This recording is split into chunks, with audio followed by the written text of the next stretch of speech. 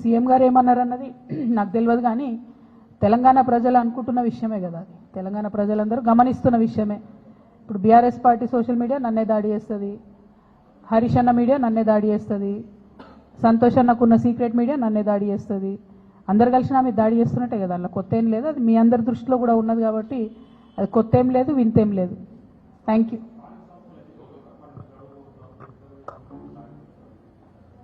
ఎక్కడ మాట్లాడిరండి, ఒక్కసారి కూడా కనీసం బీసీల మీటింగ్ రివ్యూ తీసుకోవడం లేదు సీఎం గారు.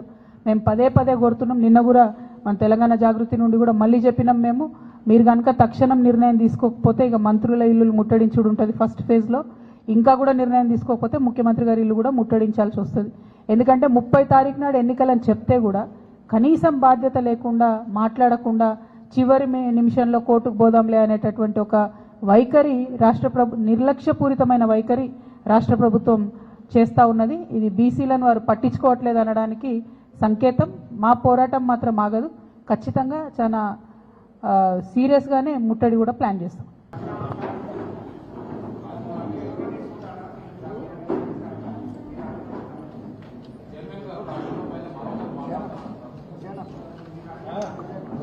రాజీనామా నేను మంచి స్పీకర్ ఫార్మాట్లో ఇచ్చేసిన.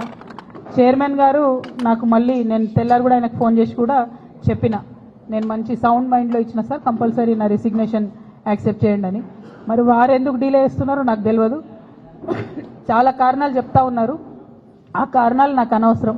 నేను రాజీనామా చేసినాను, బీఆర్ఎస్ పార్టీ ద్వారా నాకు వచ్చినటువంటి పదవి ఆనాడు వద్దనుకున్నా, ఇవాళ కూడా వద్దనుకుంటున్నా. మళ్ళీ పంపమంటే మళ్ళీ పంపుతా ఉత్తరం, నాదేం ప్రాబ్లం లేదు. Thank you. ఏం అడగలే, నాకు ఎక్స్ప్లెనేషన్ అడగలే, ఏం అడగలే.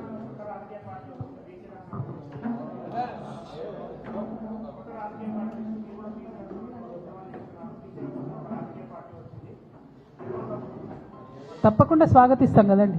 ప్రజాస్వామ్యంలో ఎన్ని పార్టీలు ఉంటే అంత మంచిది, ఎన్ని గొంతులు ఉంటే అంత మంచిది, ఎన్ని వాయిస్లు ఉంటే అంత మంచిది. తెలంగాణ ఉద్యమంలో కూడా మనం ఒకటే మాట అనుకున్నాం, ఎంతమంది జై తెలంగాణ అంటే అంత జల్దీ తెలంగాణ వస్తుందని. సో ఇప్పుడు కూడా ఎంతమంది జై బీసీ అంటే అంత జల్దీ బీసీలకు రిజర్వేషన్లు వస్తాయి. కాబట్టి అందులో సెకండ్ థాట్ ఏం లేదు, తప్పకుండా స్వాగతిస్తాం. ఇంకా చాలా మాట్లాడేది ఉండేనా మనం. నా బాధ ఏంటంటే నేను బతుకమ్మ చెప్తే మీరు కృష్ణ నీళ్ళు వేయరేమో అని.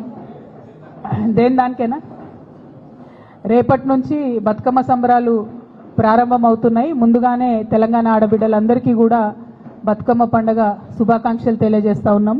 మరి ఎట్ ద సేమ్ టైం వచ్చినటువంటి ఆహ్వానాలన్నింటినీ కూడా పరిశీలన చేసి దాని ప్రకారం ఒక షెడ్యూల్ తయారు చేసుకోవడం జరిగింది. ఆ షెడ్యూల్ కూడా నిన్న మీ అందరికి కూడా రిలీజ్ చేయడం జరిగింది. అందులో భాగంగా మొదటి రోజు చింతమడకకి వెళ్తూ ఉన్నాము.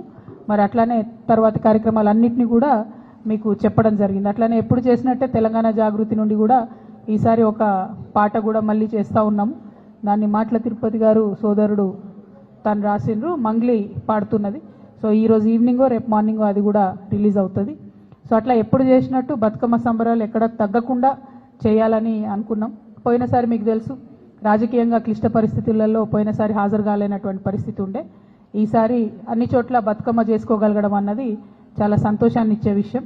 అయితే ఈ సందర్భంగా ముఖ్యమంత్రి గారిని నేను మళ్ళీ డిమాండ్ చేస్తున్నా, బతుకమ్మకు చీరలు ఇచ్చినారు ఇదివరకు, మీరు ఒకటి కాదు నేను 2 ఇస్తా అని చెప్పారు. 2 లేవు, 1 లేదు, ఎక్కడా లేదు. కాబట్టి బతుకమ్మకు మా ఆడబిడ్డలందరికీ చీరలు ఇవ్వాలని చెప్పి డిమాండ్ చేస్తూ ఉన్నాను. ఎట్ ద సేమ్ టైం దాన్ని ఆ చీరకు ఇంద్రమ్మ అని పేరు పెట్టకుండా బతుకమ్మ చీరను ఉంచితేనే బెటరు. ప్రతి సందర్భంలో తెలంగాణ యొక్క అస్తిత్వాన్ని తుడిచేసేటటువంటి కుట్ర జరుగుతున్నది మీ ప్రభుత్వంలో. అట్లా కాకుండా బతుకమ్మకు మీరు చీర ఇస్తే బతుకమ్మ చీర పేరుతోనే ఇవ్వండి, లేదా ఏదైనా తెలంగాణ ఆడబిడ్డ పేరుతో ఇవ్వండి, అంతేగాని ఇంద్రమ్మ పేరుతో మాత్రం ఇవ్వద్దు. ఇప్పటికే కుట్రపూరితంగా ఈ ప్రభుత్వం తెలంగాణ తల్లి దగ్గర నుండి బతుకమ్మను దూరం చేసింది. ఇప్పుడు తెలంగాణ ఆడబిడ్డల దగ్గర నుంచి బతుకమ్మ చీరను దూరం చేసింది. ఇటువంటి పరిస్థితి రాకుండా శ్రద్ధ పెట్టి ఆడబిడ్డల పట్ల గౌరవాన్ని, మన పండగలు, మన సంస్కృతి పట్ల గౌరవాన్ని పెంపొందించే కార్యక్రమాలు ప్రభుత్వం చేయాలని చెప్పి నేను డిమాండ్ చేస్తాను.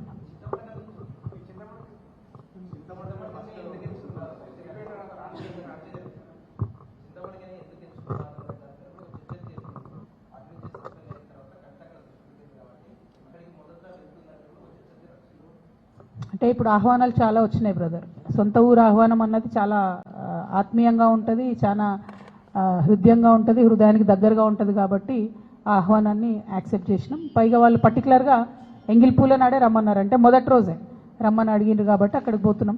ప్రత్యేకంగా రాజకీయపరమైనటువంటి ఇంపార్టెన్స్ మీరు ఎట్లా నేను వద్దన్న ఆపాదిస్తారు అని అట్లా నాకు తెలిసిన విషయమే. కాకపోతే నేను మాత్రం మా ఊరికి పోతున్నా.